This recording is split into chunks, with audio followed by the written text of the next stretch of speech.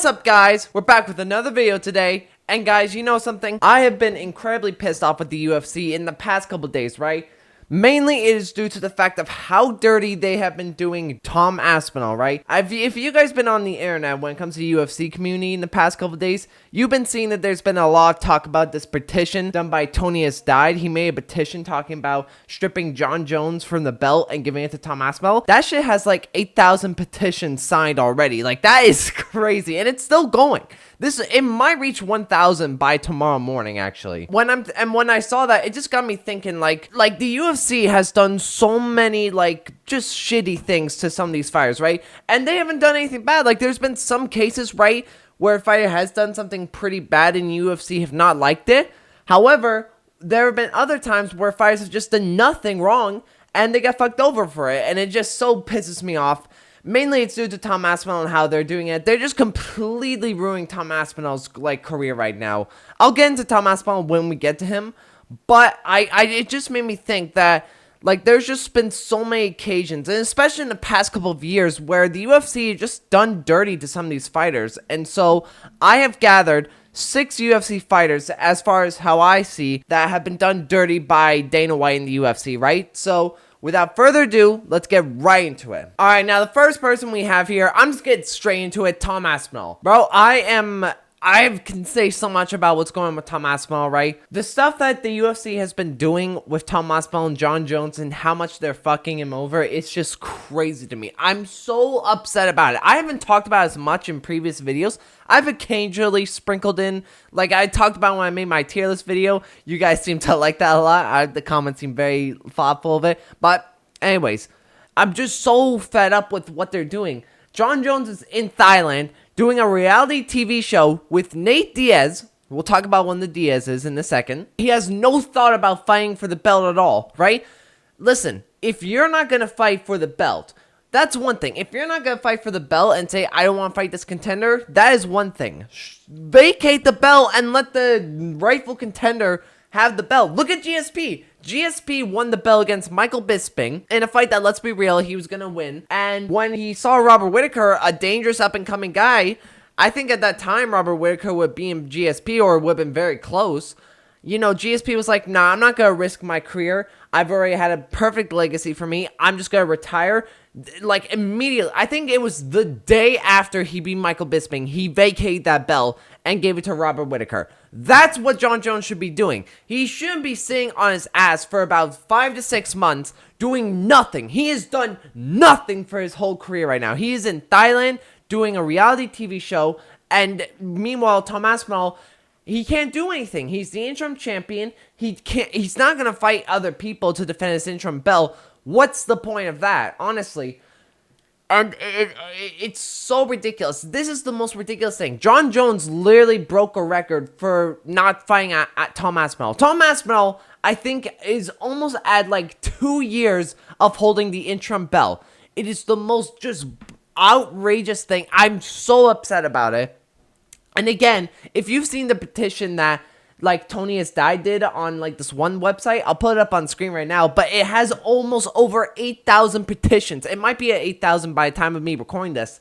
It's crazy, but it shows that, like, everybody is just fed up with what's going on with Dana White and Jon Jones and how much they're just ruining Tom Aspinall's career, right? It's just so frustrating to me, and, like, I just had to talk about it, right? Like, when this video idea came into mind, Tom Aspinall was the first person I thought of. Alright, now the next person we have here also has something to do with Dana White and Jon Jones, Francis Ngannou. Francis, first of all, this guy got screwed over by Dana White more, right? Because he wanted to negotiate for his money stuff. He wanted to get paid better. He wanted to be, like, you know, treated fairly by the UFC since he was the champion. What's Dana White do? Nah, we're cutting him. We're cutting him from the division. We're cutting him from the UFC. He's never fighting here again. Yeah, bye-bye. It's, like, I don't understand, bro. I don't understand. And they lost so much money from Francis Ngannou. Francis Ngannou could have been such a mega star in the UFC. Could you imagine Francis Ngannou versus Jon Jones? That would have actually been so amazing right there.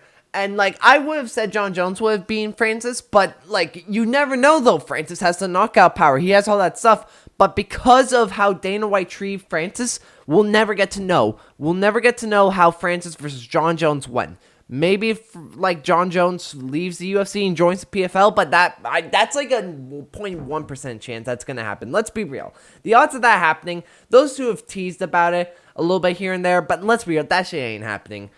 And it's like, at least Francis, though, at least Francis has been done better, because after he got cut from the UFC, what does he do? He joins boxing, gets paid probably like $30 million in boxing, fights Tyson, arguably beats him in my opinion. Very close fight. You could argue Francis won that fight, and unfortunately got knocked out by Anthony Joshua, but he made a big bet. He probably made like $30 million from both of those fights alone, and then he returns to MMA and gets a win over a dangerous guy in that division, and does it for his son, and he probably gets paid another like $5 or $10 million. So, you know, Francis, yes, he didn't get to win when it comes to legacy-wise in the UFC, but he got to win when it comes to money-wise, and, you know, he secured himself for life now. So, you know, at least Francis got a better way out compared to, like, Tom Aspinall, right? All right, now the next person we have here is Demetrious Johnson. Now, Demetrious is a little bit different compared to these other guys, right?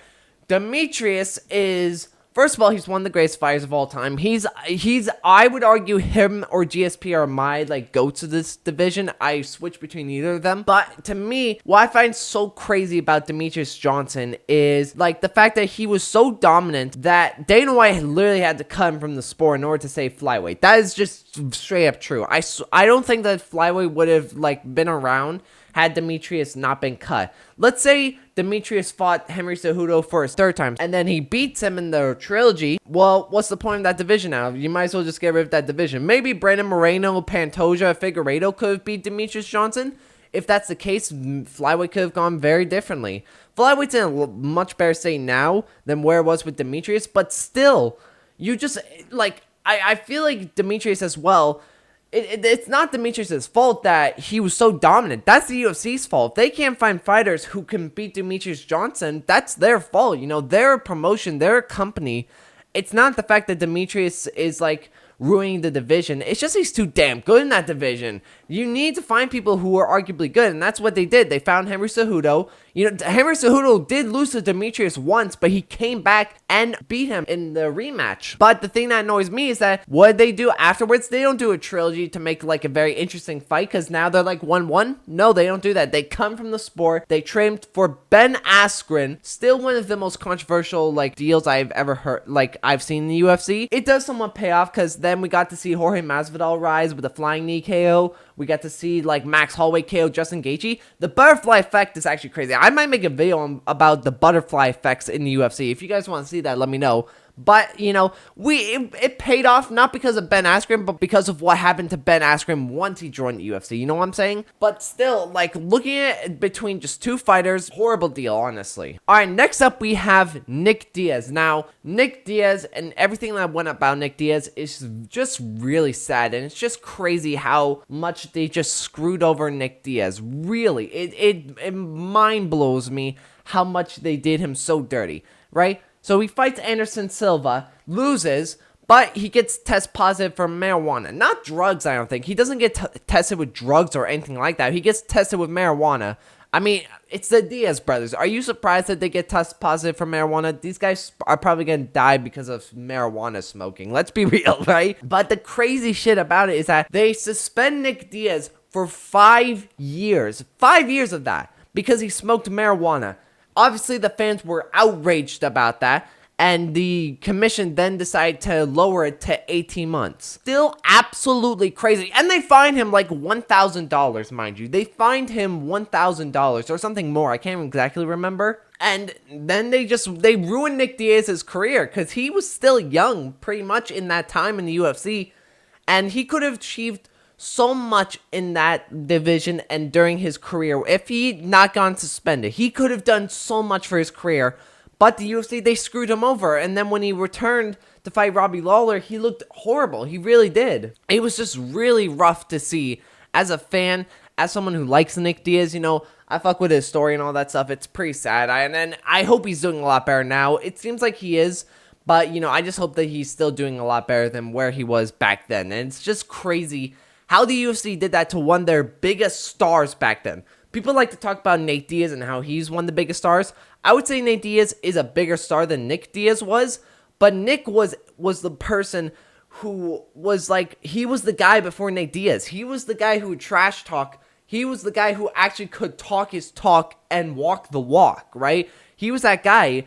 And for the UFC just to do him so dirty with what they did to him with the suspension and the fines and all that stuff, it's just so disheartening, man, as an MMA fan. All right, now the next person we have here is Mark Hunt. Mark Hunt's an interesting person because he's not like the most iconic person out of most of these guys, but he has some interesting moments like his heavyweight brawls. You know, this guy would be swinging. Look at his physique, man. I mean, this is just a heavyweight physique right here for you. But what surprises me so much about Mark Hunt, right, is Mark Hunt, he fought UFC 200, right?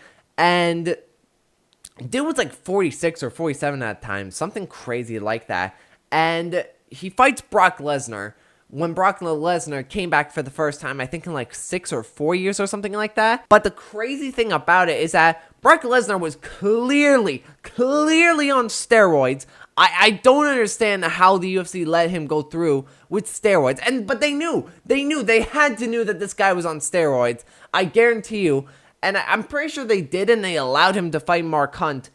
Because, let's be real, they needed a big name to fight at 200, because that card, without Brock Lesnar, would not have had the big stardom power level that it needed to. You know, because it's 200, it's the biggest card of that time, and they had, realistically, they had Jose Aldo, they had Amanda Nunes, but realistically, they had Daniel Cormier and Anderson Silva, but a lot of that was just completely, like, messed up, and it was all just convoluted. And so they didn't really have that big name to like really sell this card. So what do? They give Brock Lesnar probably like $50 to $20 million or something like that, being like, hey, just come back real quickly. We know you're on steroids and all that stuff, but we need you to come back. We'll give you like $20-50 million. You don't have to do all this testing, all that stuff. You don't have to go through the USADA like testing pool. Just come back and fight Mark Hunt, and then boom, you're done. That's what they basically did for him, and it's like crazy how like they did Mark Hunt so dirty actually. And Mark Hunt knew this. He was pretty vocal about it afterwards. How upsetting he was and how disheartened he felt about the UFC. It was just really shitty for the UFC to do that, honestly. Now the next person we have here might be a surprise as well. Arman Tsarukyan, right? Now, with Arman, it's very interesting with Arman Tsarukyan because, for one, he kind of got fucked over by the UFC. He should be fighting for a title, right? I love Charles Oliveira, and I am praying he beats Topuria. I don't think he's going to, guys, but I hope he does. He lost to Arman Tsarukyan, and Arman Tsarukyan clearly beat Charles Oliveira. Yes, it was a very close fight. I will give it that. It was a very close fight. But if you beat Charles Oliveira, you should be getting a title shot. Am I wrong on saying that? And now he's probably going to have to fight Paddy Pimblett. That's a crazy statement to say. We're at a time now where Arman Tsarukyan could potentially lose to Paddy Pimblett. That's crazy to think of now. I don't know. I just find it so crazy how Arman's not going to fight for a title. He probably has to fight one more fight in order to fight for the title again, even though he just beat the guy who's fighting Ilia Topuria. It's crazy to me. That's how MMA goes. But at the same time, I somewhat get why the UFC are kind of doing this.